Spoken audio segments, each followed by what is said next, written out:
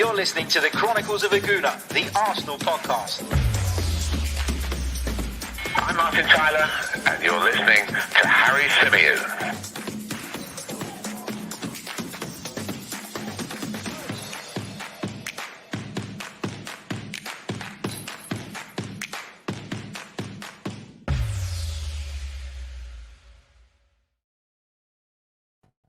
Hello and welcome back to the Chronicles of a Gooner, the Arsenal podcast, brought to you by the 90 Min Football Network. As ever, I'm your host, Harry Symeou, back again with another live broadcast. And joining me is my esteemed guest and a Cypriot brother, Mr. Mike Stavrou. How you doing, mate? Esteemed guest. First time when we called that by you, Harry. Bloody hell, I must have done something right today. I'm in a good mood. I'm in a good mood. You got to take this when it comes along. I'll take it, mate. No, I'm good. I'm still recovering from the Christmas period in terms of like all the drinking and eating. Got to get rid of this Christmas timber, man. So I've been doing a bit more running, a few more exercises here and there, more than like once a month, which was my usual sort of routine. But yeah, mate, I'm good. I just want to see some football, to be honest, because all these cancellations, I've been like, you sort of get yourself pumped up for a game, and then next minute, it's been called off. So I actually want to see Arsenal play, and I'm hoping we do on Thursday. Yeah, absolutely. Just quickly before we actually talk about football and stuff that people want to hear about, are you a bit like me? New year, new me, gonna hit the gym, gonna do this, gonna do that.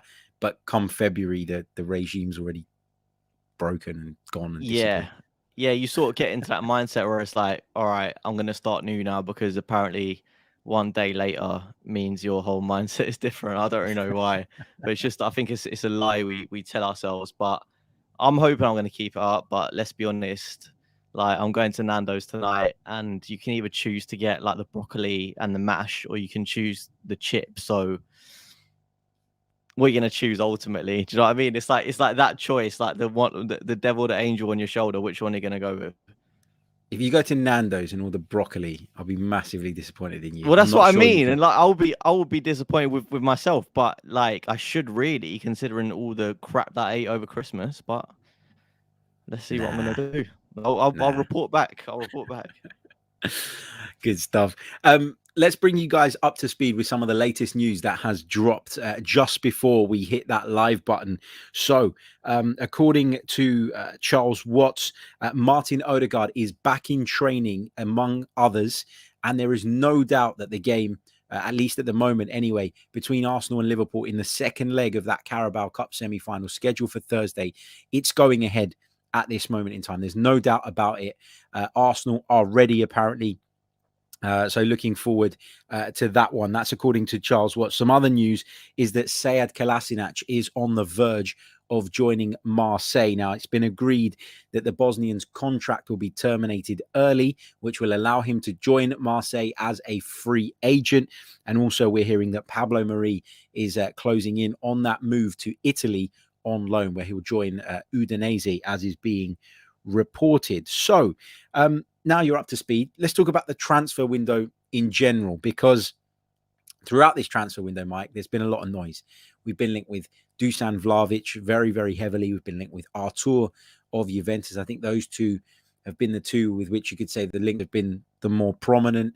But as the days trickle by, I'm getting to the point now where I'm looking at it, 18th of January, 2022, obviously still a long way to go in the window, but are we at the point now where perhaps as a fan base, we need to start coming to terms with the fact that this window might turn out to be a little bit more underwhelming, or a little bit underwhelming in comparison to what we thought it might be? Yeah, because I think when you looked at the squad beforehand and you saw the many issues that were in it, you sort of thought that we had to do something. And by the way that Arteta was talking towards the beginning of the window, and in late December, you were like, all right, well, it's inevitable. We're going to, bring in a midfielder at least and really, really go hard for a striker. Not sure if that's been happening behind the scenes, but what's true and what we know at this time, that no deals have been done. It doesn't sound like any deals are close to being done. And I think it sort of says a lot. As a journalist myself, like just sort of looking around at all the rumors and stuff, like you can sort of tell when deals look like they might be coming closer, because the sort of bigger outlets and sources that have like links at the club, like your David Ornsteins and Charles Watson, people like that, they sort of give you a bit more, and the talks tend to be a bit more advanced, and there's direct contact or there's haggling over a fee. But when you're sort of hearing from stuff from Italy, which is where a lot of the reports have been coming from, I think on Vlahovic in particular, and Artur as well, it's sort of like, is it agent talk? Is it the agents of those players talking to the media and trying to push for a deal for their players? You have to sort of question that. And obviously those links would be bigger in the countries of the selling clubs in Italy. So I think until we hear sort of a bit more concrete info from journalists in the UK, I'm not sure those deals are going to be sort of pushed through. Is it disappointing? I would say yes, but I think I'm sort of realistic about how difficult the January market can be to navigate. But I'm just worried that without a few additions, that this top four push could really be hindered. And I know me and you spoke about at the beginning of the season what our ambitions were. They definitely weren't top four, but I think sometimes when you're presented with an opportunity, you have to take it, especially given nobody thought that United were going to be this bad. I think at the beginning of the season, they thought they'd be up there. West Ham, have been a bit inconsistent. I think that the sort of opportunities there. So I am disappointed, but there's still a little bit of time. Am I expecting something massive to happen in the next 2 weeks? I'm not sure. Yeah, that's where I'm at as well. I have always been of the mindset that, I understand that the January window normally explodes into life in the latter stages because teams don't want to meet demands. Other teams don't want to let players go. And ultimately what you get is this kind of standoff period, which it feels like we're in now with a number of targets. And then when you get toward the end of the window, people go, well, actually, I quite need to get this, I'd quite like to get this deal done. I need to do it. So I'm going to meet your demands. But nobody wants to kind of back down too early. And I think this is a classic example of how the January window can go. But having said that, does it make me feel like we're close to or even definitely going to get somebody like Dusan Vlahovic in through the door now? No. And I feel the same about Artur. As I mentioned on the stream earlier today, there's a lot of noise coming out of Italy suggesting that Juve are looking for a replacement prior to allowing him to leave. I'm not sure that's the case. My kind of personal opinion on it is that when you look at Juve's squad, they're pretty well stocked in that area. I think that's what I thought. Yeah, exactly. I think what the situation actually is around the buyout clause, the obligation to buy clause. I think that Juve want that included, and I don't think right now Arsenal are willing to do that. And I think that's what the actual issue is, and why these talks appear, at least temporarily, to have stalled. Just quickly in the comments, and we're going to do a question and answer section a little bit later on, so bear with us. But Rade Kostadinovsky says, Harry, why have you started to be negative? You're talking about us exploiting COVID as we didn't do anything outside the rules, now claiming we're doing bad in the transfer window. I said that I felt, and I've said it throughout December, that a lot of the games that were postponed could have been played. You could have put out a team, even if it means dipping into your under 23s, under 21s. A lot of teams could have done that. And the reason I wasn't, I looked at the Arsenal situation and said it was different to Liverpool was because we genuinely had absences as opposed to fake positives or false positives, whatever people call them. But I do think we played the system a little bit, and I think we needed to because we were in such a dire strait. And I think anybody would do it in our position. So it wasn't meant as a criticism towards Arsenal. If I were manager, I'd have done the same thing.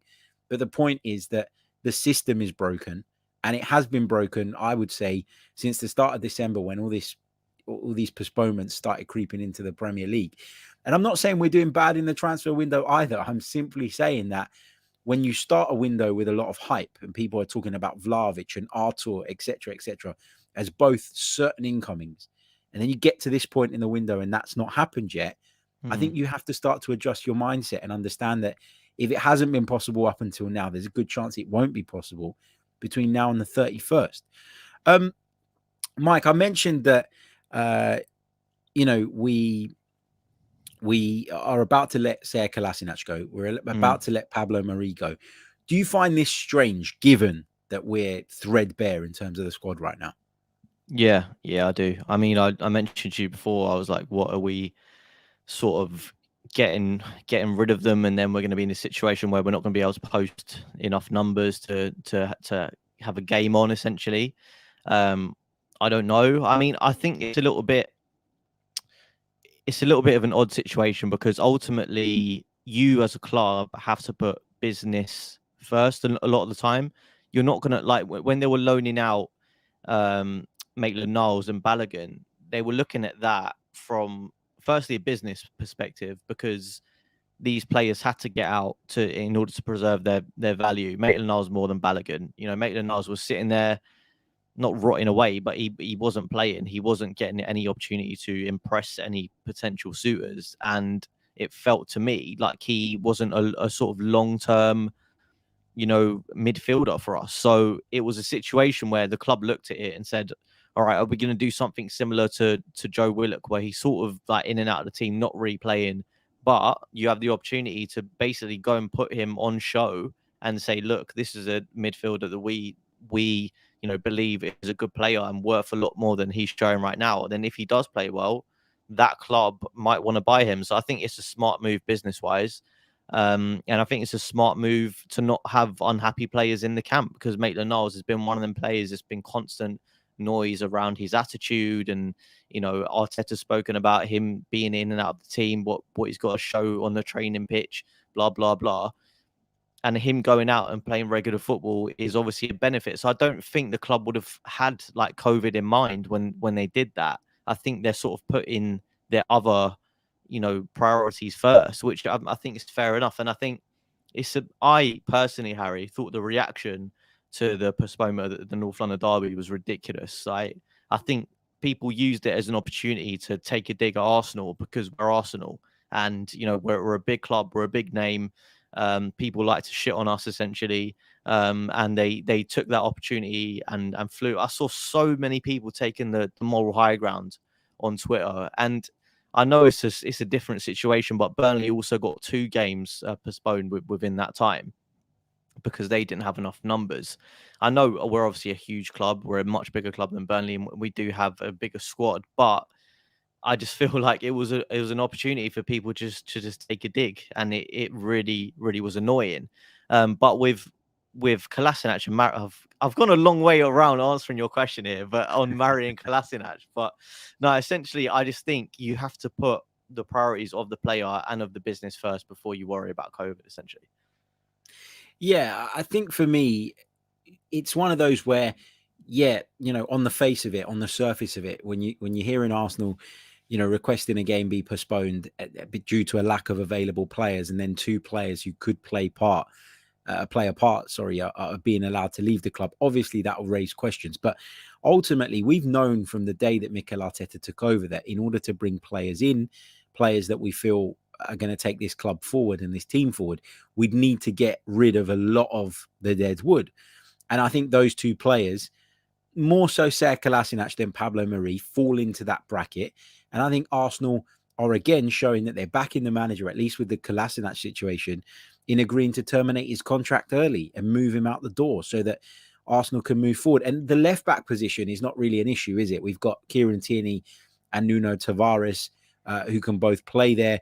And then in the centre of the defence, okay, you've got Gabriel, you've got White, but you've got Holding there as well. And of course, Callum Chambers remains at the club as well. So they're not 2 positions that leave us, or that do an awful lot of damage to us in terms of allowing those 2 players to go. So I'm not overly fussed about it, but obviously it's something that will wind up people who were dead against us, having that game on Sunday postponed. And ultimately, look, if it's not the North London derby, I don't think anyone cares. I don't think anyone bats an eyelid. Yeah. If it was Burnley at home, would anybody be bothered about it? I would argue no. I think the fact that it was the North London derby, it was the Sunday 4:30 game, and people had almost built and worked their weekends around it in a lot of senses, it led to further outrage. But just to touch on that point once again, Mike, I think you're absolutely spot on. That the reaction to it was crazy. And I just want to bring up a really amusing Twitter exchange that I saw earlier on between a TalkSport commentator, Sam Matterface, ITV Sport commentator as well, where he said Arsenal getting the derby postponed and then trying to offload Pablo Mari and Sead Kolasinac, delaying the recall of a youngster until after the announcement, and then loaning out Maitland-Niles and Balogun looks about as good as Boris Johnson saying he didn't realise he was at a party. I mean, what is he on about? How can you compare those two situations? And I'm glad and I'm delighted that Arsblog took it upon himself to respond to that. He said, yeah, except having a football game postponed within the rules isn't quite the same as government officials having a party while people were literally dying with everyone else locked down, unable to see relatives in hospital to say goodbye, is it? Like, I'm glad that people are kind of putting these people in their place, no matter how high up in the media they are, because as you say, that there's been a clear agenda against Arsenal in the reaction to this. And so we're supposed to stop all transfer business because of the fact that we've had one game postponed? Yeah, it's nuts. I mean, I literally think it is, Harry, the case of, because Arsenal are a big club, their name carries a lot of weight. If you talk about Arsenal, you're going to get a reaction. And ultimately, that's what's been happening. If you badmouth Arsenal, if you talk about Arsenal, you're going to get a bit of interaction, whatever these people are craving, and that's exactly what's transpired. And I'm glad that people are sort of sticking up for the club. I saw over the weekend that Ian Wright replied to a tweet from Gary Neville, which amused me quite a lot. Gary Neville was explaining his reasoning because he called for the Premier League to reject our request to get the North London derby postponed. And Ian Wright responded to him saying something like, because he said from now, games should all go ahead. And Wright, he was laughing at that and said, the only reason you want it to go ahead is because it's on Super Sunday. And I was just like laughing because it's like people will ultimately bend it to suit their agenda and to suit whatever argument they're trying to push, basically. And it's just funny that there's been so much outrage about this game when literally so many clubs have postponed their games or requested to postpone their game. When it happens at Arsenal, it's suddenly a big deal. Yeah, absolutely. Let's you know what? Let's just take a brief pause so you can hear this message from our sponsors if you're listening via the audio platforms. And we're back. Chronicles of a Gooner live on YouTube and, of course, on all major podcast stores. Myself and Mike Stavrou talking around the transfer window and kind of looking ahead to the Carabao Cup semi-final second leg with Liverpool to come this Thursday. Let's take it back to transfers first, Mike. If I had to ask for your prediction with regards to what you think Arsenal might achieve between now and the end of the transfer window in terms of incomings, what are you kind of expecting at this stage? I think at best we can probably hope for a loan signing of a midfielder. I'm not sure it's going to be the player we all think it's going to be. I'm not sure it's going to be Artur. I think that looks like it will be a bit of a difficult one to complete just with the players' wages, Juventus's demands. You were saying as well, you think they might want an obligation to buy, not straight loan. So I think maybe we might think a little bit out of the box in terms of a loan signing. Vlahovic, I can't see happening. I just can't. I think, and I was talking to my barber about this, as you do.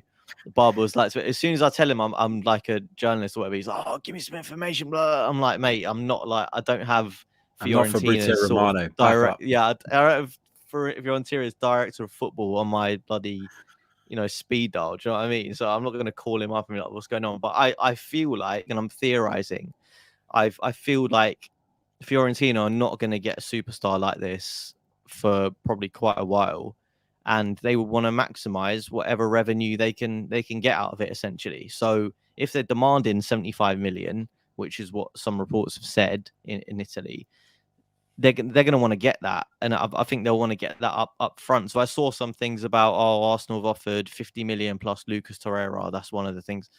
I'm just not sure they're going to really go for something like that. I think these sorts of players for a club like Fiorentina, come around, once in a blue moon. So they'll want to get the most money they can get, and I don't see that happening in January. Let me just pause you there for a second. Sorry, let me play devil's advocate, because, and I've said it before, I don't think that this deal happens this month, but his contract is due to expire at the end of next season. So if it's not this month, then the summer is surely the last point from which they can ask for a lot of money for Dusan Vlahovic and hopefully maximize for their sake on the player. So does that change your thinking a little bit? Yeah, I think it will be more like it's more likely a summer deal, because at the end of the day, summer you have more, of an idea where the club are at in terms of where they finish. You have a more idea of transfer funds. You have more idea of who's going to leave and who's going to stay. Like, there's so much up in the air that I just don't think it will be a January deal. If it is going to happen, I think it will be the summer. But as you say, he'll have a year left, so maybe his value will drop down a little bit from now until then. But I can't see it. The only thing I think will push the value up in the summer is whether other teams become interested, and whether situations at other clubs change, meaning that they now need a big striker. And Vlahovic is one of the most highly rated young strikers in Europe. So I honestly thought there'll be a bit more of a battle than sort of like Arsenal, and I think Spurs have been interested as well. But I'll be honest as well. I have sort of touted him as a signing I'd like to see, but I'm not 100% convinced that he is the man to fix all of our problems. I'm not. I've watched clips of him, but I just think it's impossible to tell unless you watch him week in, week out, because obviously a highlight reel can probably make me and you look good, Harry, to be honest. So. Oh, I don't know about that, but yeah. No, I get what you're saying. And I think what you're doing there is actually the right way to go about these things. You can look at it and say, yes, I like this guy. And, based on what I've seen, he looks cool. But I think you should also have that bit of understanding and an acknowledgement, I guess, of the fact that you don't watch him every single week. I think that's important. And I think that too many people kind of play the expert on the basis of a few highlight reels. And I think that's the right way to go about it. But you'd hope, wouldn't you, that Arsenal, if they are as interested as we're led to believe, would have done their due diligence around this. And if they're considering making an investment of that size, hopefully it's because they're convinced that he's the right man. But I mean, it's a tough one, this, because as you say, look, I agree that Fiorentina will want to get the absolute maximum, but as was pointed out in the chat, contractually, he's at his highest value today. With every day that he gets towards the end of that contract, that value slightly decreases. And so if Fiorentina want to demand top dollar, I think now's the time to do it. It's just for me, and a lot of people have made a big deal about whether he actually wants to come to the club. Does Vlahovic want to come to Arsenal? Is that where he wants to end up? I'm not sure that that's really the problem here. Do you think that that's the problem? Do you think that any hold up here is purely and solely on the shoulders of Dusan Vlahovic because he's not sure about Arsenal? I don't really think so. I think Arsenal is an attractive enough prospect that it wouldn't stand in the way. I think the one thing it could hinge on is he'll want to play Champions League football. And I think that the next club he joins will have to be like a Champions League club. And we're sort of on the cusp of it, sort of 50-50, I would say. So I think that plays a part in it. But if it's about him, looking at a profile of club that he thinks are going in the right direction, and it's sort of a big club in name and stature, although not, with the big boy competing with the big boys right now, it's sort of like it seems like a good match. It's just that whether he's heard of any potential interest from a club bigger that could stop him and say, oh, actually, they might not be interested to take me right now, but if I wait a bit, wait till the summer, and a deal could be done. But ultimately, I think you're right in the sense that his sort of preference of club can only hold so much weight. If the club want to sort of get rid of him, and they sort of accept an offer that they think is suitable, I think it's probably going to happen anyway. But I don't think he's that against Arsenal that he'd, basically like stop the move happening. No.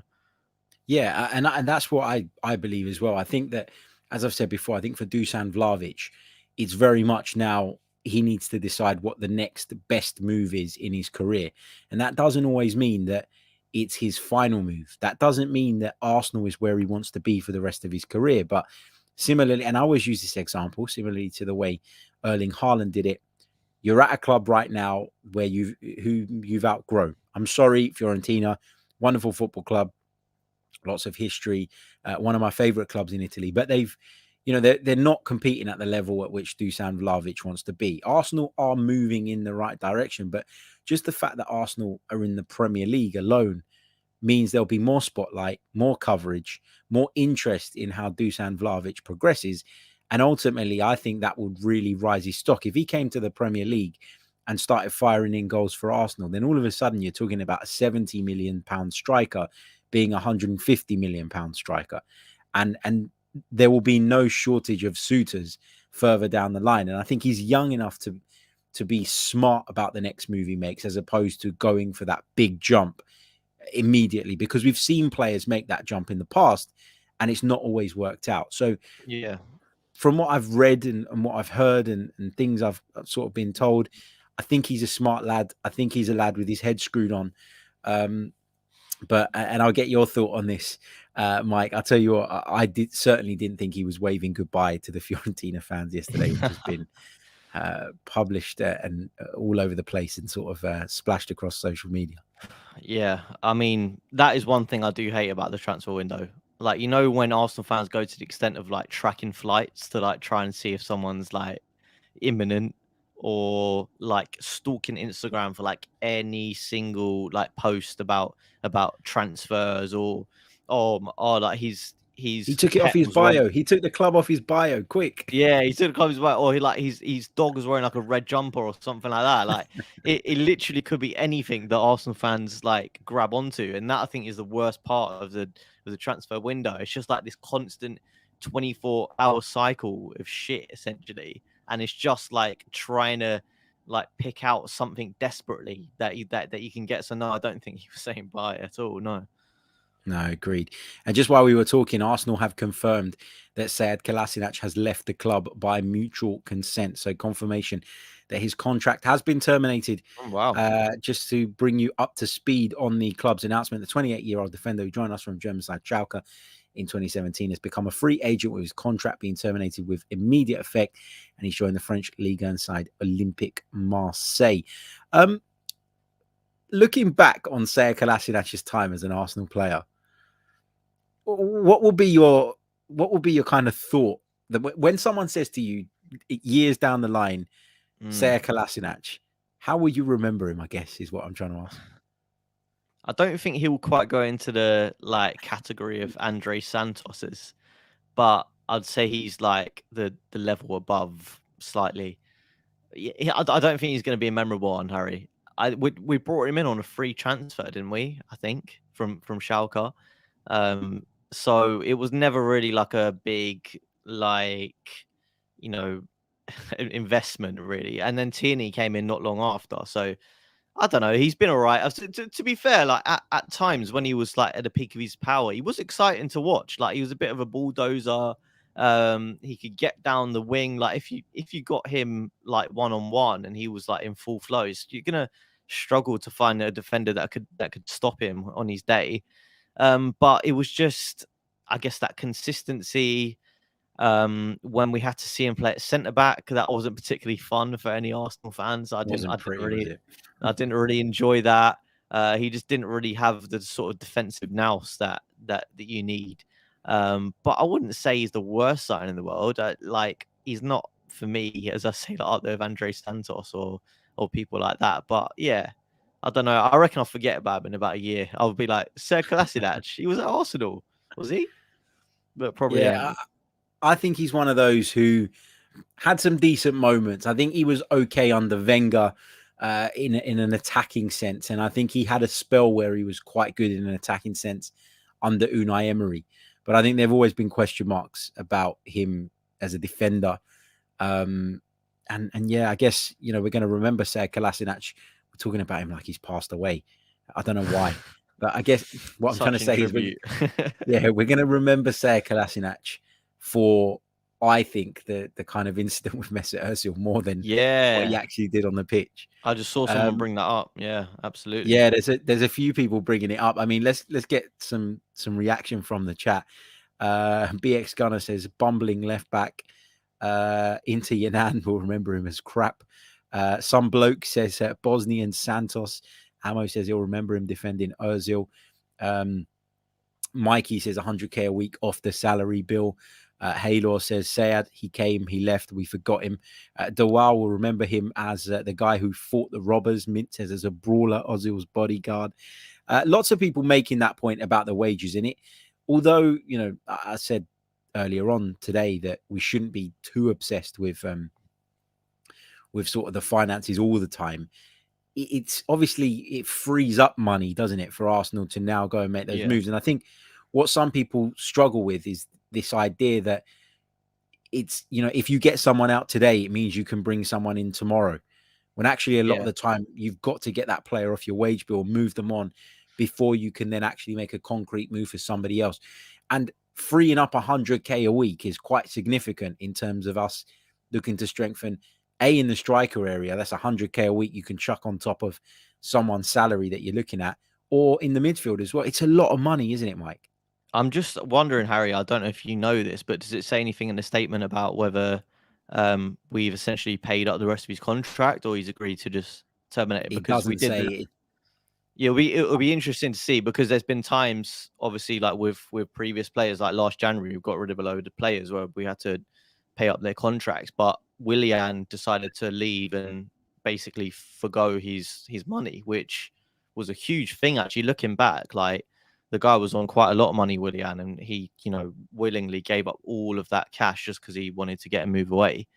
But it'll be interesting to see, because I guess if the club have decided to pay him up, it's money off the wage bill, but not money off the wage bill until after his contract would have been finished, which is in the summer. So it'll be interesting to see. But either way, it was a player that we had to move on from, and that money in the future will be used to put towards a better player. But ultimately, this is just one of the last players, I think, Harry, that have been of the old era that we needed to get rid of. Like, as I say, last January it was, I think, Socrates, Mustafi, and Ozil.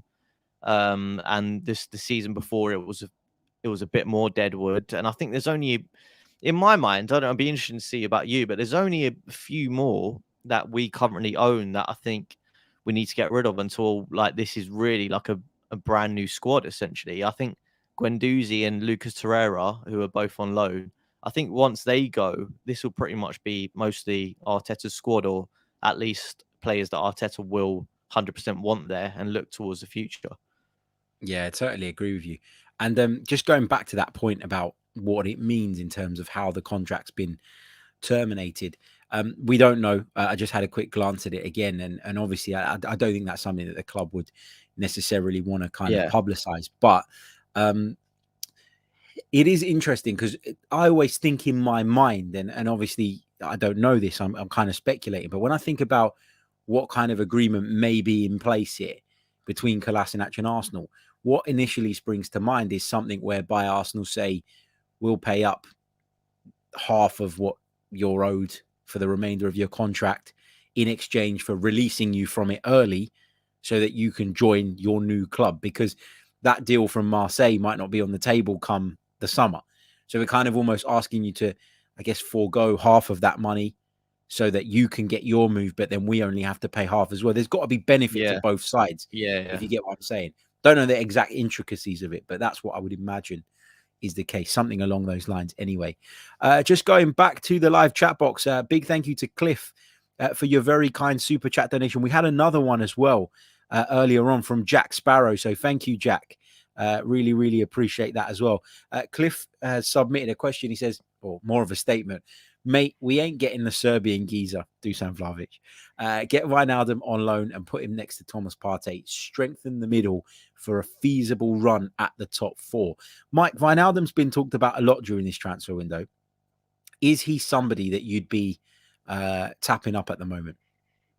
I absolutely think so. If it was up to me, I would go for Wijnaldum over Artur.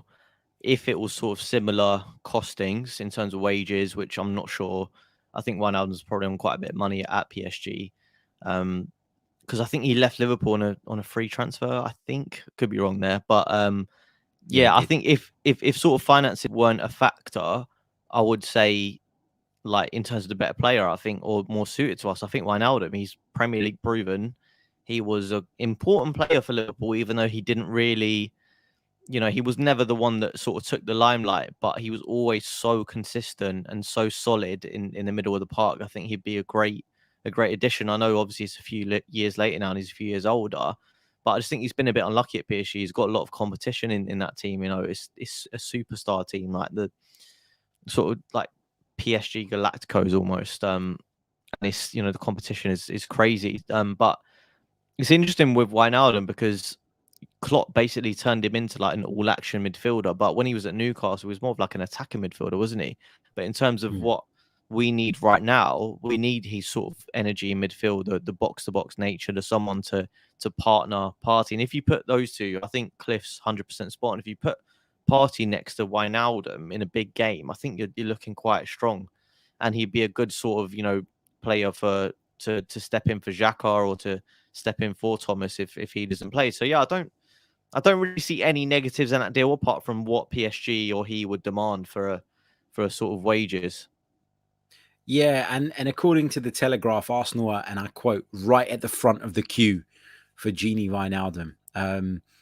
It's one that's been, I think, mentioned throughout the window, but there's never really been that traction around that story, not in comparison to the links to Artur, for example. But I agree with you. He's a player I'd be quite happy to see come in through the door. As you say, that Premier League experience is a factor. I'm not sure that he's at his best in terms of the level that he left Liverpool at, but you know, him at 75%, I still think is a lot better than a lot of options that are available to us. And I guess the loan thing, you know, obviously as a fan, in an ideal world, you don't want to see loan deals. You want to see players signed, coming in through the door, that are going to be there for the long haul. But in a situation like this, where Arsenal have a clear strategy, and that strategy is to buy young, developing players, develop some of our own in-house products as well, actually a loan could be the smartest way to go, to look at that, you know, and that way you're plugging a hole, but you're plugging it without huge financial risk over a long period of time. Because in the past, we've signed Pablo Mari, good example, right? We initially loaned him, but we had that deal in place to then sign him. And as a consequence of the fact that we did have a deal in place to sign him on a permanent, we had to give the guy a 4-year contract. And I think everybody knew that this was not a deal that we wanted to see, or he wasn't a player that we wanted to see at the forefront of things for 4 years. But sometimes as a club, to get someone in the door, you've got to give them what they want. And I think that's why a loan, albeit more difficult sometimes to complete, is the way to go if you're only looking to plug holes.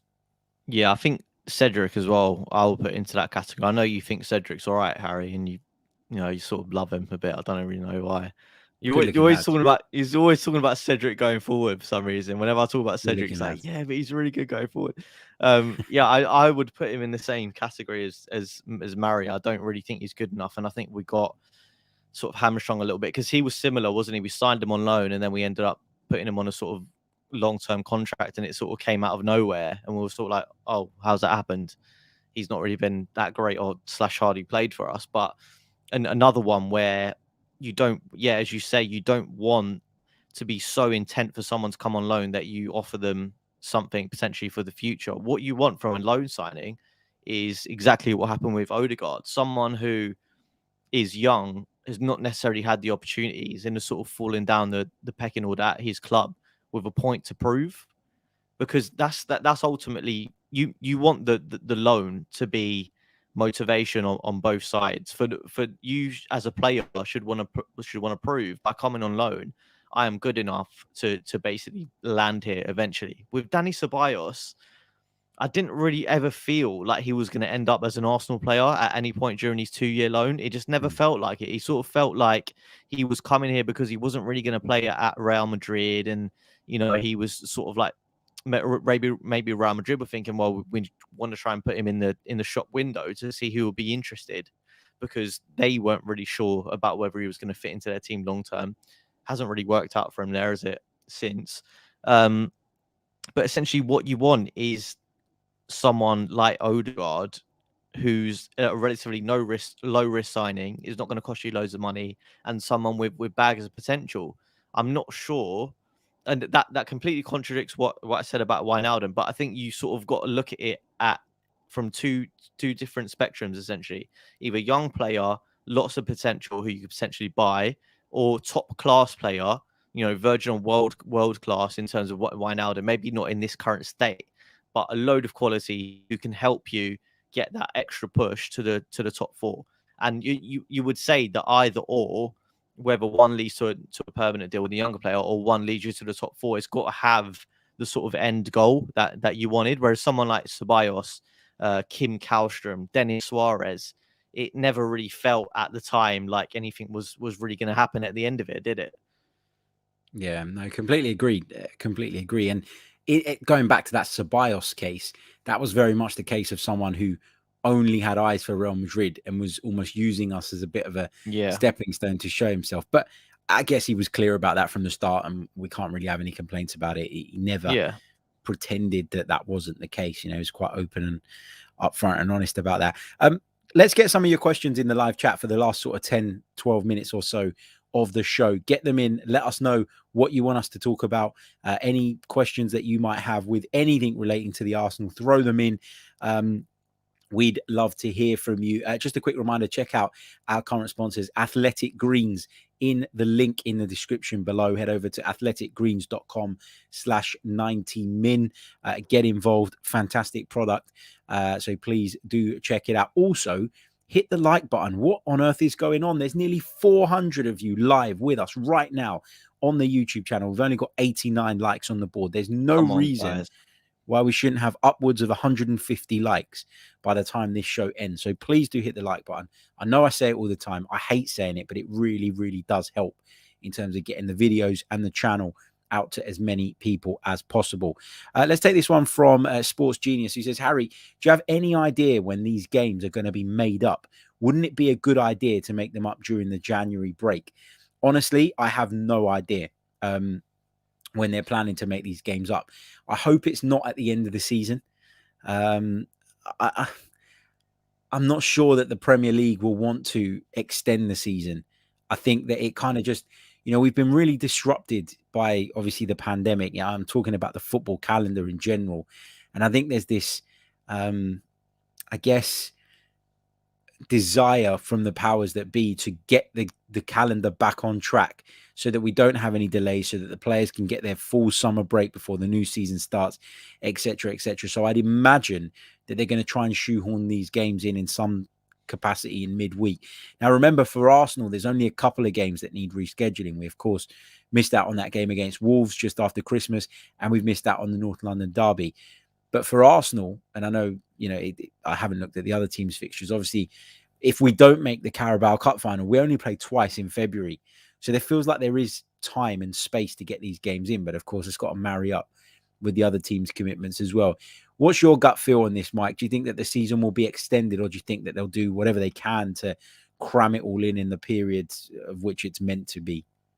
No, it's felt from the beginning that the Premier League haven't wanted the season to be extended. It seems like they're really against it, because if I think otherwise, they would have done a circuit break over Christmas, and all these games that would have been postponed wouldn't have had to be postponed. They'd be pushed back.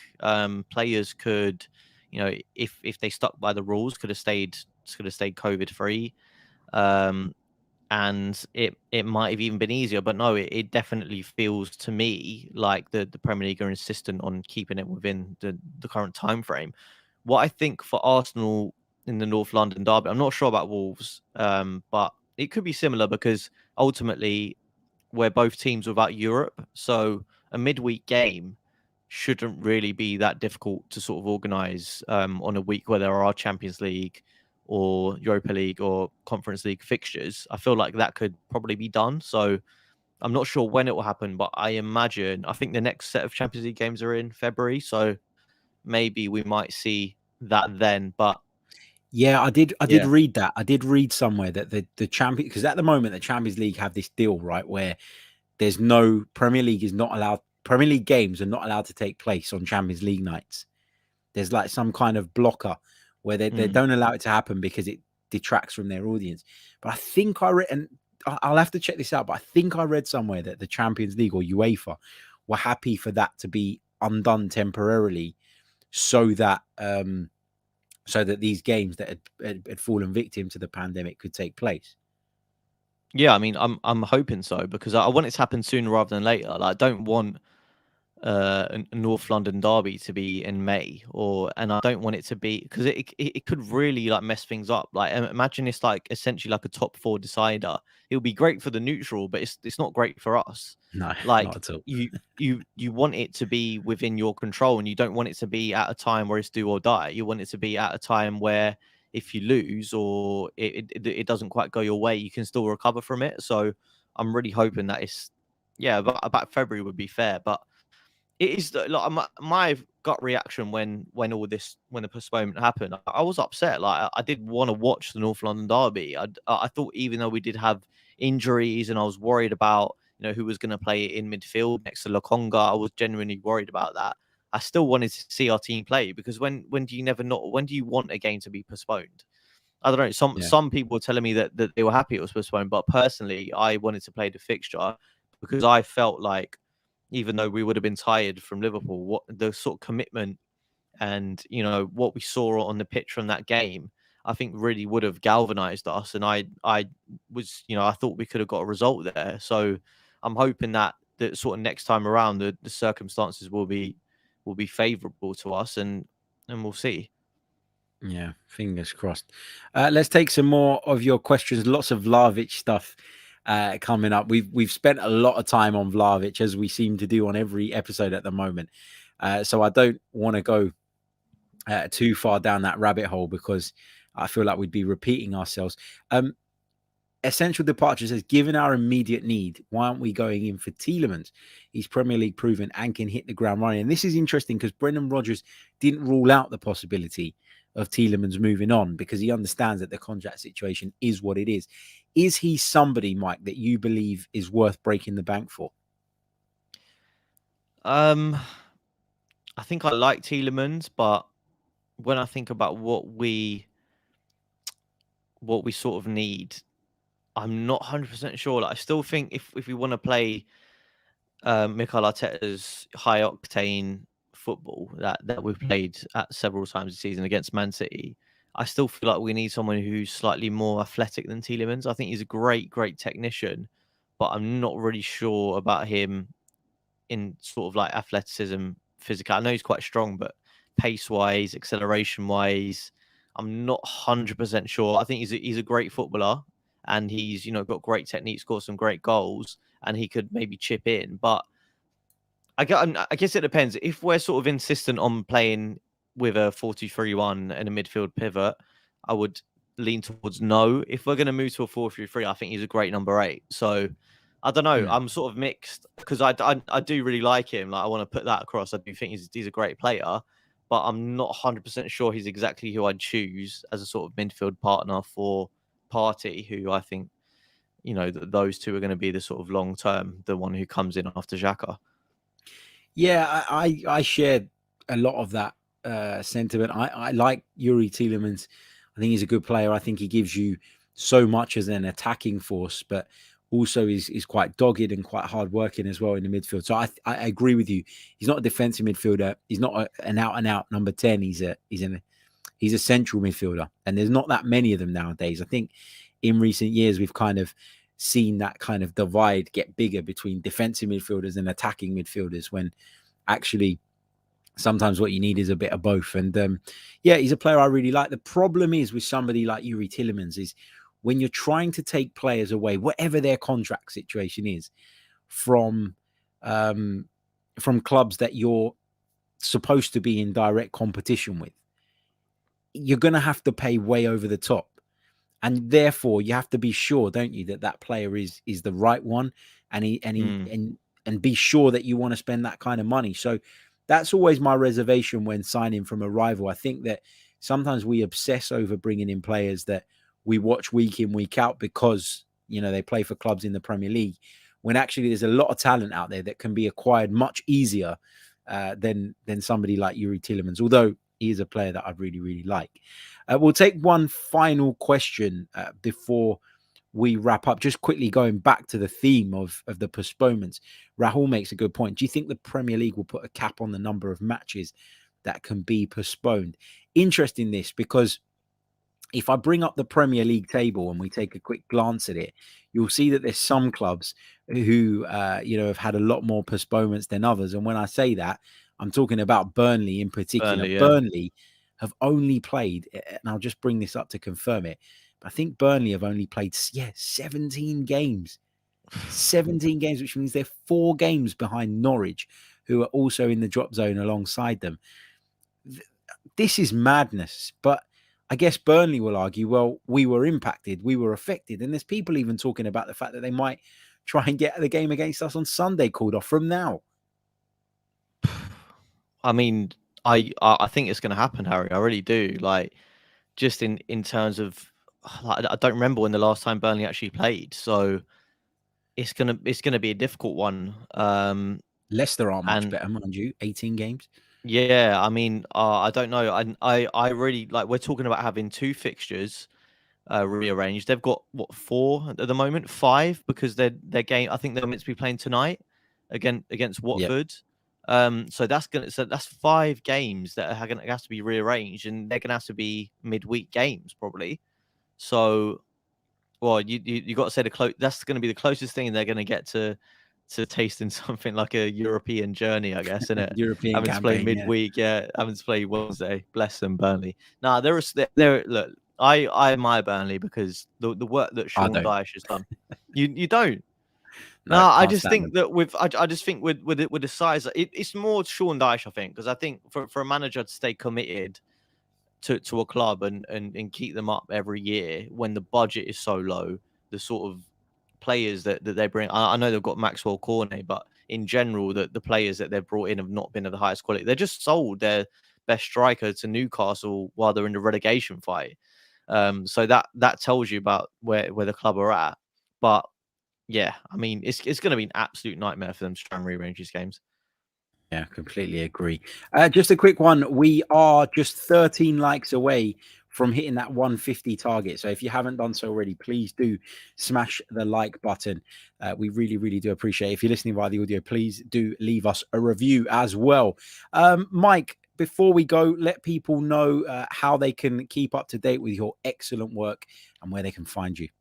Yeah, so I'm on Twitter at Mike_Stavrou. I post like links to my articles for Metro and various other podcasts and stuff that I do. I just want to give a shout out because Harry's been helping me with this as well. But my other podcast called Rosed has been nominated at the Sports Podcast Awards, which is going to take place soon, I think, in the next couple of months, in the sports comedy category. It's not me, that's a comedian.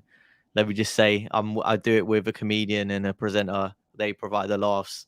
I provide some sort of insight. He's a bit of a laugh, old Mike. I tell you, Mike, you're underselling yourself. Nah, mate, you're a bit of a laugh. Go and search it. It might be your thing. It's a little bit different to what we do here. It's a bit of a laugh, but it's still football related, so you never know. Yeah, please do check it out. I'm going to get Mike to give me the links for you to vote for the podcast, and we'll drop that in the description as well. So please do get involved there. We'll be back very, very soon with more Arsenal and football related content. If you're tuning in to Brighton versus Chelsea this evening and you fancy some alternative commentary, you can find my commentary coming through in the UK on the Flash Score app if you fancy jumping onto that. So I'll be live from 5 to 8 UK time this evening. We'll be back very, very soon with more. Until next time, take care. Goodbye.